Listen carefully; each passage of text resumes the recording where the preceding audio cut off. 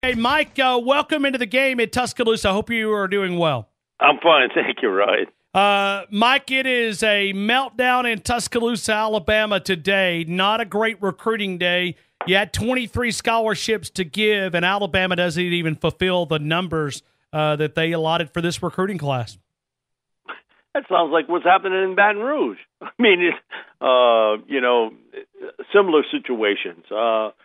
Today, certainly the disappointment at LSU was losing Surtain. I mean, because, Ryan, I'm going to just tell you right off the bat, and I've done interviews with other people before with this, that I think that he's a guy that by 2 or 3 games into the season, I'd be surprised if he's not the starter, he's your nickel. He's that good.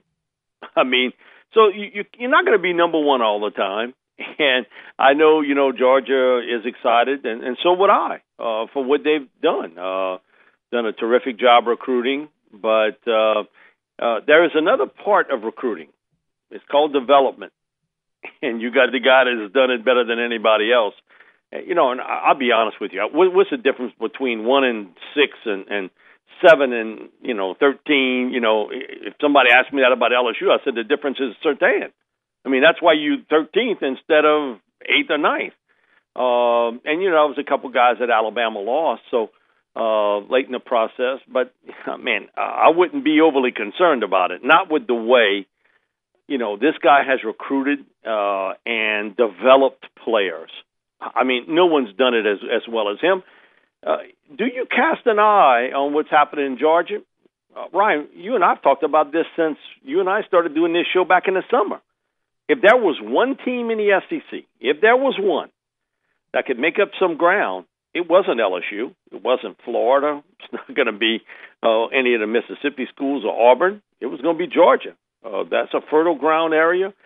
And Kirby has shown he can send those tentacles left and right and grab players. And he got into the championship game, which has got everybody's attention. But listen, you're the paper champ when you're the recruiting champ. The Sure. paper one. Right. The real one holds that crystal in January. All you are is paper champ. Now, I will say this, because I better clear this up. I have friends of mine that are recruiting coordinators, and part of their salary is based on how they finish. So finances is part of that, too, with some of the coaches. But bottom line is I wouldn't be worried about Alabama football. So let me go back here, but you can understand why Alabama fans are a little concerned. At 23, the number was low anyway, and they're not even able to fulfill all of their scholarships. I mean, I know you can roll those over to next year, and those will be great for the early signing period, but you can kind of understand why Alabama fans are going, why were they able to do this? And I know that's some of the reason why Nick Saban's made some coaching changes in Tuscaloosa, trying to bring more elite recruiters to his staff. And also, too, this is all about relationships. I've just finished doing interviews with 3 different college coaches. And all of them, I mean, I interviewed one. It was like I was interviewing the third one. All have the same deal. You lose coaches in December and January. The dynamics change. You don't have the same relationship with the players. That there is that compartment there. But, for most big-time players, and we're talking about the Alabama-type people here, recruit-wise, they want to play for championships. They want to be in that number to play for that. And I understand the angst of not being 1 or 2, but, you also are selective. And this is the first year of the early signing period.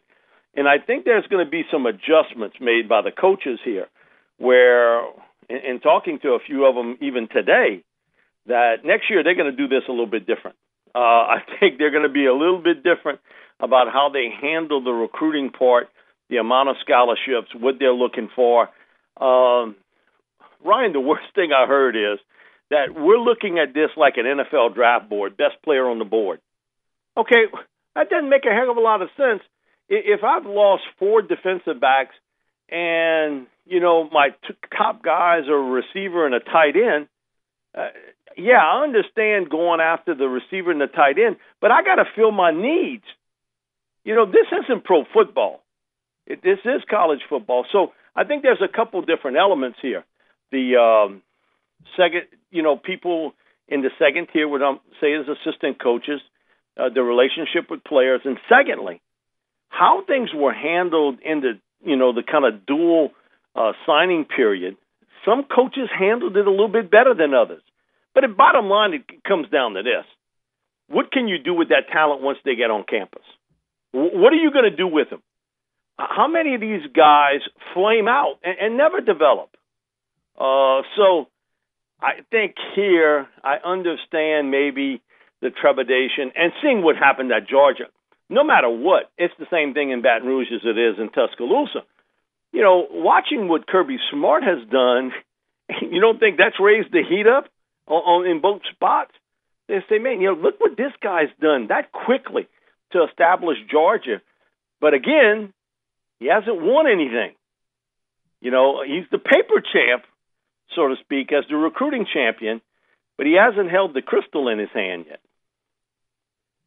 Mike Detillier, WWL, visiting with us. Mike, let me go back to Patrick Surtain here for just a couple of minutes. The way that you evaluate talent, and I love to have these conversations with you, what do you think makes him? Because you said that you think he'll be a starter at some point during the early part of 2018. What is it about his characteristics, his makeup, that you think he's going to be an elite defensive back?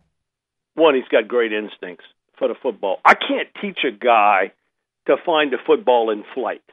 I can have an athlete who's long, and which he is. He's a tall corner, long arms. He's got really great recovery speed.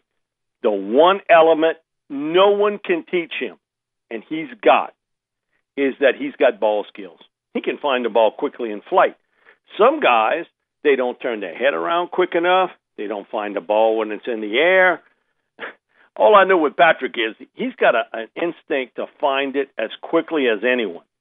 And he does have the physical traits in that, his dad wasn't a real big corner. I'm really getting old in this, right? Because I remember when his dad came out of bed in a car, high school in New Orleans, and he wanted to go to LSU and didn't have quite the academics, and so he ended up at Southern Miss, which was a great thing for him. He ended up having a terrific NFL career. Patrick is cut differently. He's a long, lean athlete with long arms, excellent recovery speed, but he's got the ball reaction skills that you covet, that very few guys have in this business. And I think having a corner like that coming out is similar to a top pass rusher. You don't have a lot of them in this world that can do it like he can. And he is very intelligent. He understands this game at a certain level. And certainly that being, when you got a guy like his dad who played the position, understood the position, has coached the position, that he's a cut above. And, now he goes to a team that, with Nick, that's his specialty. So I'd be shocked if he wasn't out there early.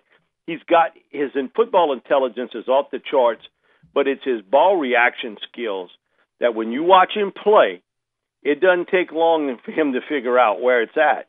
You got a lot of guys that sometimes have all the physical traits, but they lack that one skill that would make them a top defensive back, and that's ball reaction skills, and he's got it. He's got it big time.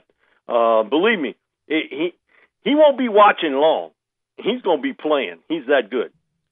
Mike, let me ask you, from your perspective, how nasty and dirty is recruiting when we talk about in the trenches? Because I know that obviously you've been in this business a long time and we've watched it. I don't know how we got here, but I mean, we've got guys that they set up to automatically flip to another school for publicity. Well, I think you see it, Ryan. It's almost a freak show at times. It really is. They bring in dolls out. The stuff about you got me laughing. I mean, but it's the truth. It's the truth. I saw it today. Man, you got 5 hats out and you playing around with the hats. Come on, you playing. I mean, I get it. 17-year-old kids and they don't really understand kind of the whole concept of this sort of thing. the worst part about the recruiting today is, and talking to too many head coaches about it is, at one time it was just recruiting the young man, mom and dad, or guardian, and his high school coach. Today, Ryan, that's not the case. You're dealing sometimes with a handler, with a personal trainer that have as much influence or more than the mom and dad. I mean, come on. You don't know where that guy's coming from here, but they have his ear. Sometimes have a young man's ear. It's as dirty can get. And I'm just not talking about football-wise. Basketball is similar, too. I mean, you got a lot of things happening behind the scenes that are unbelievable. And the NCAA, I think they love it, Ryan. I think they love it. Now they've gotten all this publicity in early December for the early signing period. They got it again. It's all about the limelight, so they don't care about some of this stuff. Whatever happens, what happens. It's the wild, wild west of recruiting today, and it's as dirty as you'll ever see, and dirtier than it was, say, 15, 20 years ago and 5 years ago even. But it is what it is. It is a spectacle. It is a show. You respect some of the – I saw a young man who committed to Ohio State today from the Tampa area, and he talked so eloquently on the air and spoke so well about his recruiting and everything else. And you come away with that. You rarely hear that today. You really do. It's strange to hear. For some, man, listen, it's about the limelight. It's about, publicity, everything else. They tell one reporter one thing, tell one reporter something else, tell another reporter something else. Whatever you want to hear, I'm willing to tell you, because they know as soon as they get off that phone, that's going on Twitter, Facebook, Instagram, whatever means they have to put it, they're going to put it out. And so it just fuels the train as it goes. Ryan, the worst part for me to say is it ain't going to get better.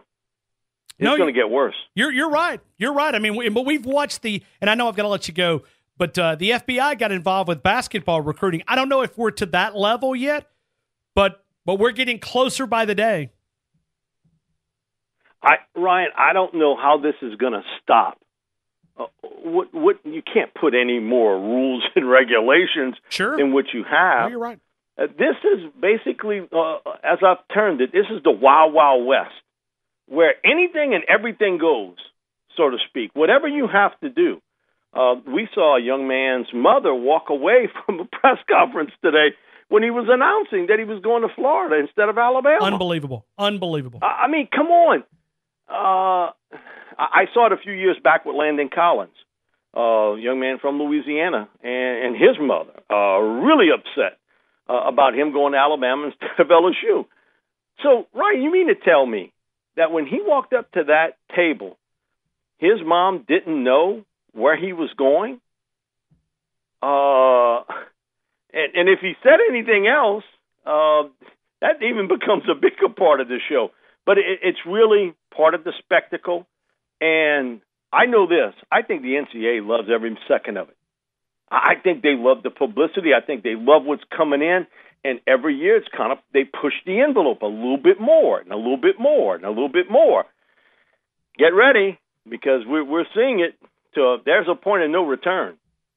Mike Detillier, you can connect with him on the Twitter account. It's a great way to connect with all the things he's involved in.